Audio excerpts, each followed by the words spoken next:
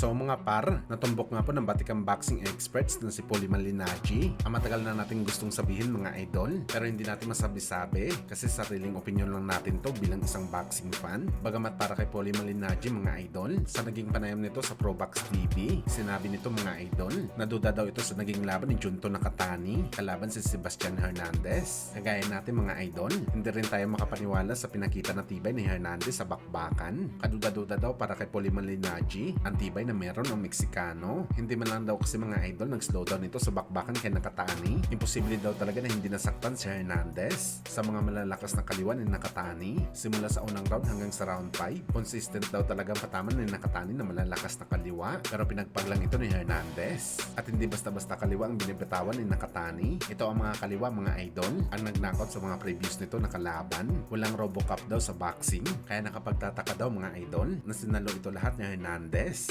Hindi mo lang ito humina sa bakbakan, mas lalong lumakas pa daw ito sa mga huling round at siya pa daw ang lumamang kay Nakatani sa bakbakan. At kung babalikan natin mga idol ang laban nila, maski tayo mga idol gulat talaga kay Hernandez. Mantakin nyo mga idol, sa tindi ng hampas ni Nakatani sa kanya, kahit nagbakil man lang ang tuhod nito hindi nangyari. Pero gayon pa man mga boss, sariling opinion lang natin to. At para kay Malignaggi mga idol, hindi niya daw sa pinagbibintangan si Hernandez na gumamit ng PED, pero gusto niya daw labanan ni Hernandez sa Ramon Cardenas at dumaan daw ito sa masusing drug test dahil hindi daw talaga siya naniniwala mga idol na merong Robocop sa boxing na parang hindi tinatabla ng suntok ng isang tunay na elite na fighter.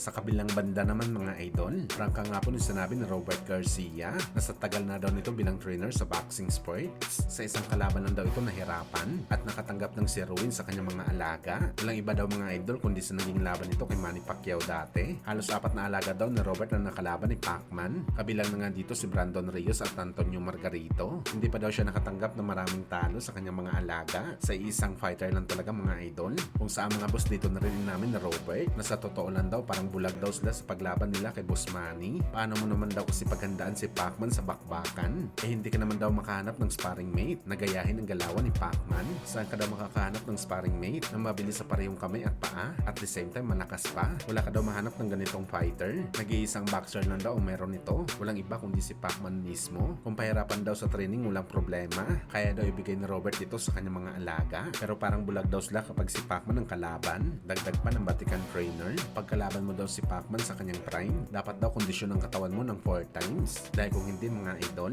round top lang daw mauubusan ka na ng hangin. Dahil hindi ka lang daw nakipaglaban kay Pacman physically, pati na rin mentally sa bakbakan. Sa rason ng malatrumpo ang galawan ni Boss Manny. Sa kanan daw ang depensa mo pero sa kaliwa daw ang atake ni Pacman. Kaya swerte lang daw mga idol kung lumamang ka kay Pacman sa bakbakan sa kanyang prime, kagaya sa ginawa ni Marquez na isang suntok na knockout nito si Boss Manny.